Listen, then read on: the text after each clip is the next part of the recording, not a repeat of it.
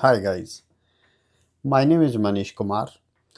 So far, in our previous two videos, we have talked about a linear equation. We took a data set and we find out a best fit linear pattern for the data set, and we analyze data, we learn the pattern, we start predicting on that.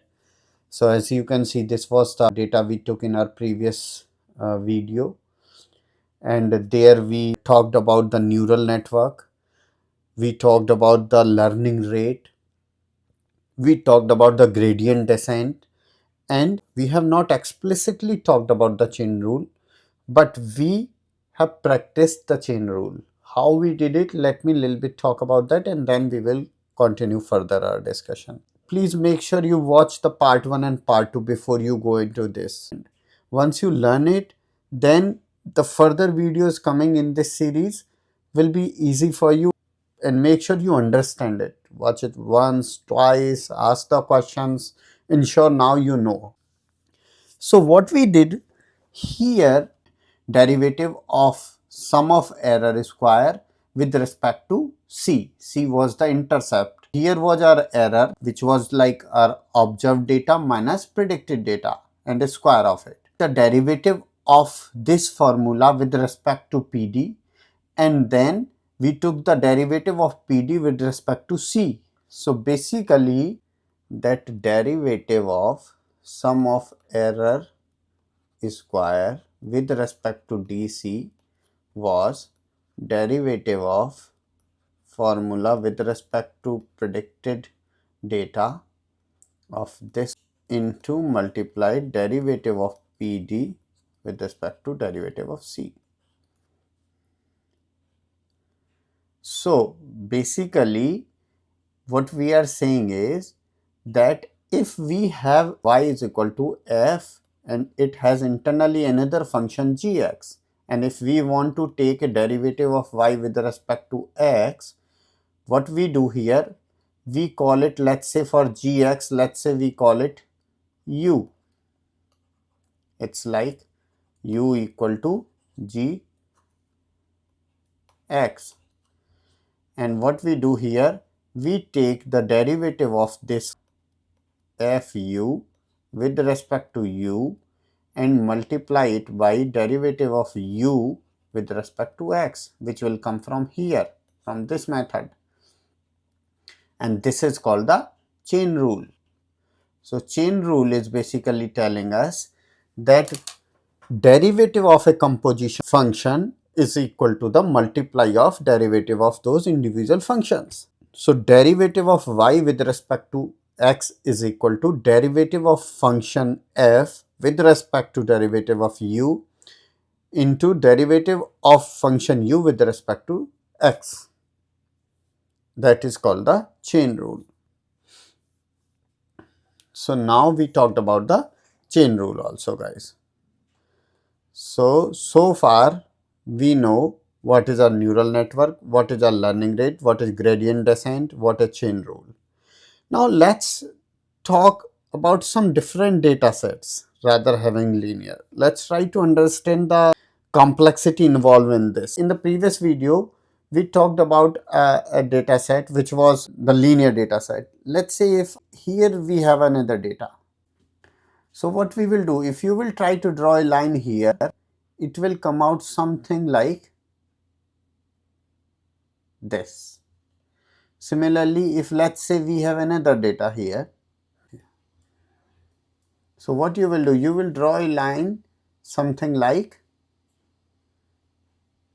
this. So if you think that the equation last time we used, which was y equal to mx plus c, that does not fit here because this is a linear pattern. When we have a linear pattern, but these are not the linear pattern, this is more like the parabola pattern where we have a equation y is equal to ax square plus bx plus c. This is a circle. So what we need here, what do you think we need here? We basically need to introduce nonlinearity in our formula, and that nonlinearity need some kind of method or function what we can use so that we can find the pattern with nonlinearity. What we are saying, that if we have mx plus c a line, and if we put this in a function which introduce the nonlinearity into this, then we will have a better results. Nonlinearity will we call it activation function. So activation function, one thing we know, that activation function should be differentiable. What is differentiable means? Differentiable means, like for example, we have some kind of data like this. Let's say we have this. Then these points where we have two tangents like this and this, two tangent lines. Similarly here we have two tangents line. So these points does not have a derivative. So basically what is happening here, these methods, these functions are not differentiable. So that's a condition here, is that our activation function should be differentiable. Now depending upon data, we can choose the right activation function for this. Let's say our need is to get a binary output. For example, if we trying to find out whether my mail is spam or not. So spam equal to 0 or 1. Simple, binary. So we need a function which can give us the value either 0 or 1. Simple thing. Similarly, I am trying to analyze the review commands. So feedback could be a neutral feedback. It could be negative feedback or positive feedback. So basically what we are saying is our output could be -1, 0 or +1 or something in the middle of these things. So it should be in this range. Expect the output within -1 and +1. We have a function that is tan h. And basically what is tan h? Tan h is a function which kind of like, let's say this is line 1 and here is another line, let's say -1. So what tan h is does, tan h is a function which is kind of like go through the 0 and live between 1 and -1.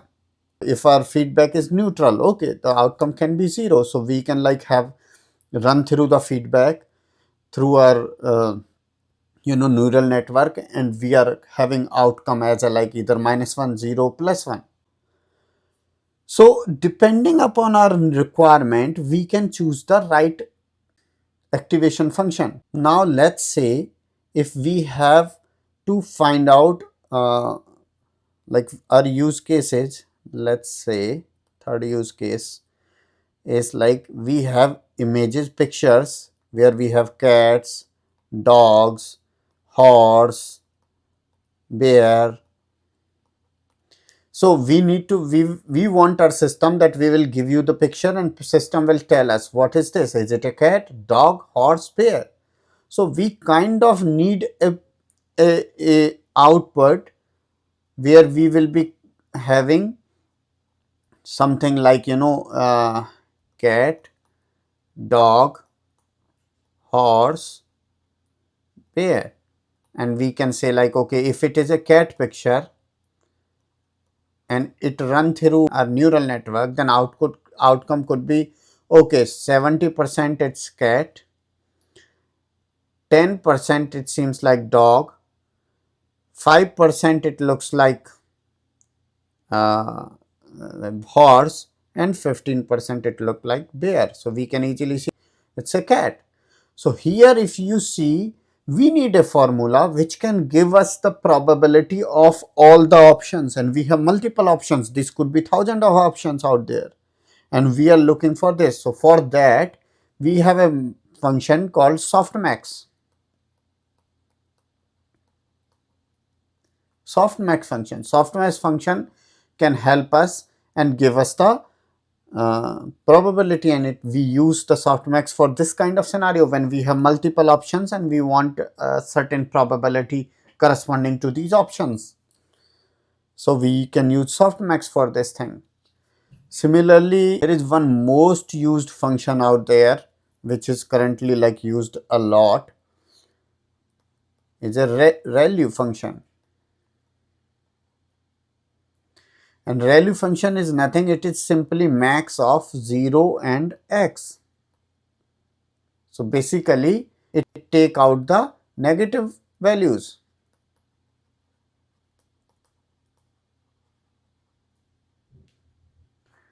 So if you will see the graph of for this, it will look like something like this. 2, 3, 4.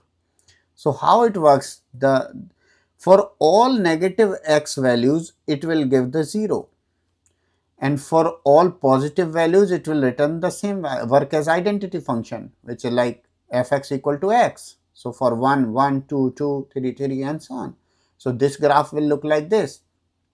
So it breaks the linearity here. So it introduced the nonlinearity, and this is differentiable function. And the best part of this is that it is low cost function. Simple identity, if it is greater than 0 or if it is less than 0, negative number, return 0. Very simple calculation, it is super fast. So in today's world, the ReLU function is heavily used at the hidden layers of neural network. I'm using the terminology hidden layer, we have not yet talked about, we will talk about it, but it's important to say at this point. When we will come to hidden layer, I will explain it again. So you can see, like, depending upon our different need, we are picking the right function. What is our need? And it's not just one function. When we have complex data sets, we might have to go through with multiple functions, and we use them multiple times to achieve our goal. So let's go into that a little bit. We have a input x1 that goes through a weight multiplier, which we are calling here m1. Then it goes through a intercept, we call it c, and here we are calling it bias now, and this is we are calling weight. Now we have this is a multiplier and this is addition. So what will come out from here is, it will come out a pre-activation value, and that will be m1 x1 plus c. Now we give this to a activation function. This is activation function,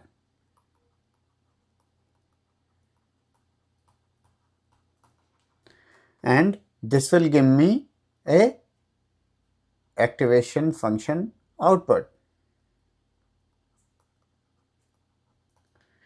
Now, depending upon our data set, if it is complex data, it's a complex structure, we will have further, like this output will again work as an input.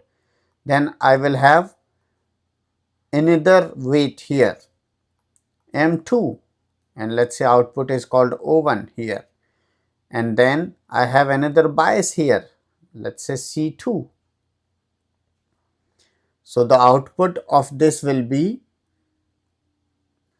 if I move it a little bit here, output of this will be m2 o1 plus c2. Then it will go through again another activation function.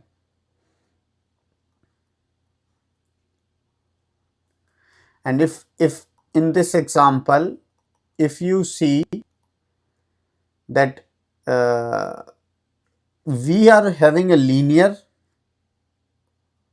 mx plus c linear pattern, and for an example, let's say we are using ReLU function here, then again linear, then ReLU function here, and finally let's say after 3 or 4 or 5 we have our output. Now you can see here, if you will see, let me a little bit zoom out. So we have an input, this was our input here, and it going through a linear pattern, ReLU, linear, ReLU, linear, ReLU, and then finally we are reaching at output.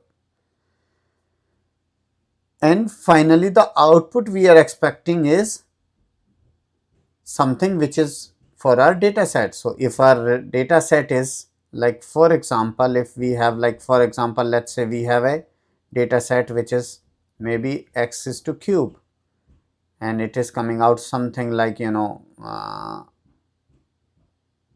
something like this. So when the output we will have like for this x cube value for different x, the graph should be something similar to this after output. So we will like we have, let's say this is data point, this is data point, this is data point. If we give these data points as an input, at the end I should get a pattern of this thing, like this graph, which is x cube.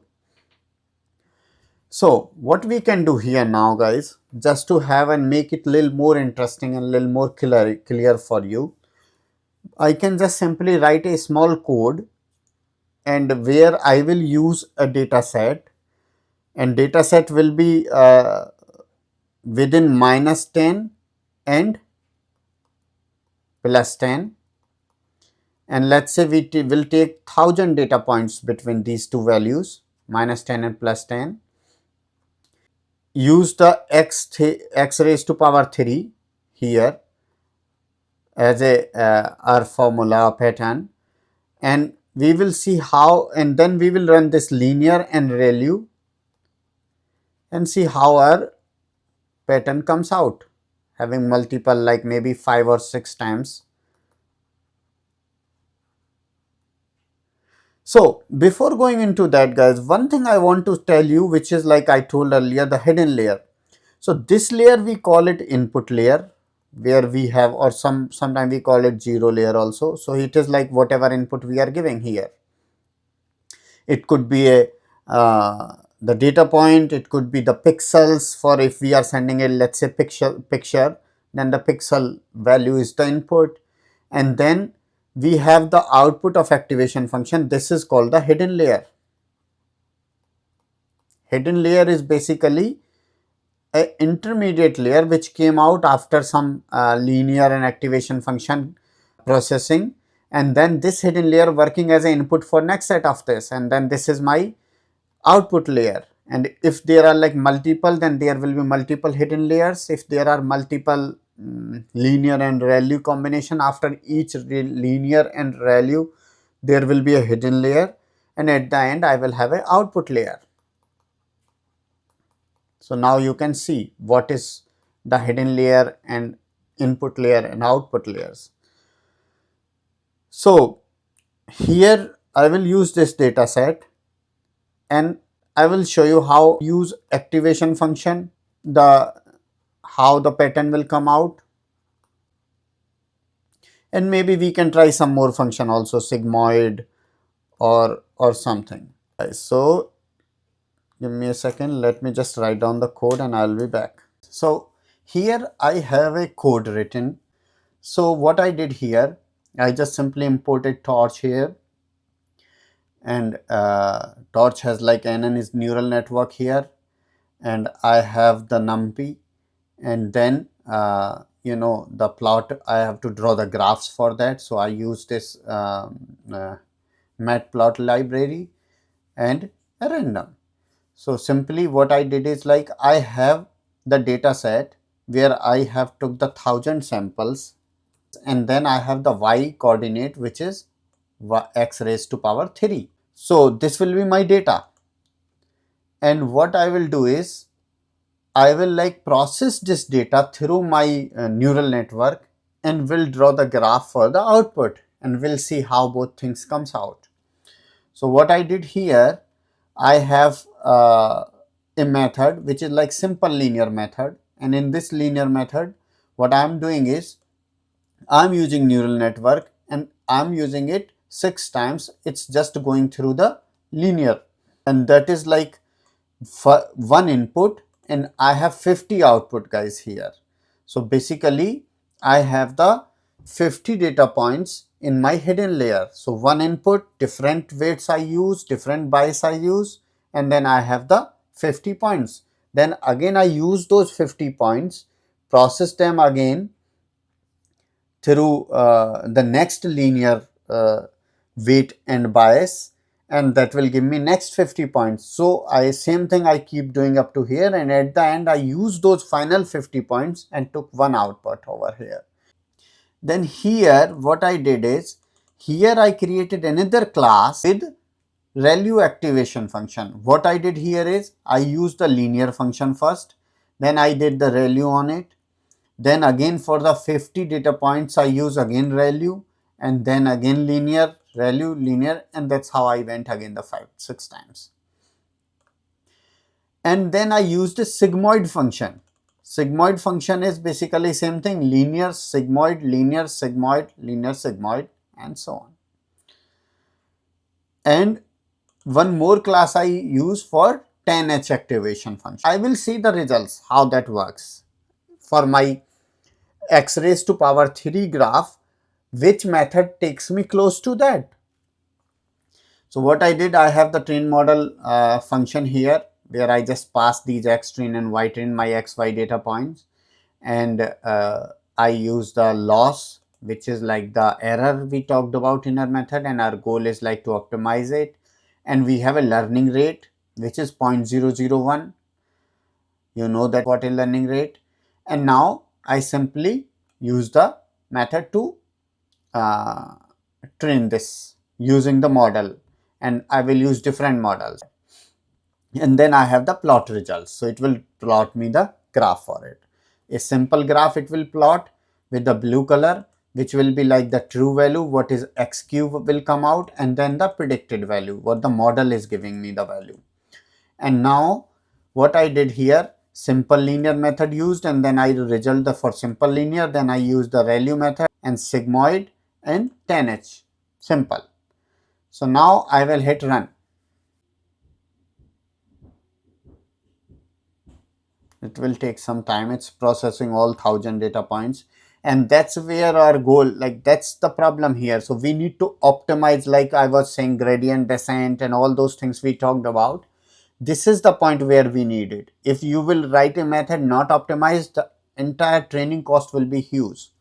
So we have the result guys. First we have for the linear, the blue line is our x raised to power 3, where we have -10 to +10 value, and we have, and then this red line is the outcome of our linear method. So no matter how many times we are using the linear model, it's always coming a line, and it's not reaching, it's trying to be there, center is here, but it will never be at this close to this point. And if you will see the error is still a lot, we have a huge loss still there.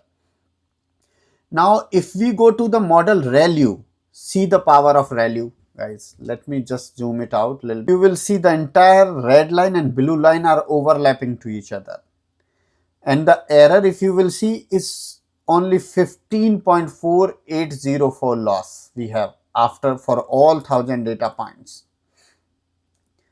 And now if I go with sigmoid, the graph is coming between this value only. And similarly the Tanh output is just within the range. If you have the requirement where your output supposed to be within a range, -1 to 1 or 0 or 1 binary, then you pick the formula accordingly. And if your output is supposed to be like not in the boundaries, the best method will be the ReLU for hidden layers. Try this and see the results, play with it, tweak the value, tweak the learning rate. You will see how the learning rate is impacting this. Tweak the data points, rather using 1000, use just 100 data points, see how the model is working, because now you are giving the less data to get training. So Thank you so much for joining, guys, and see you in another session.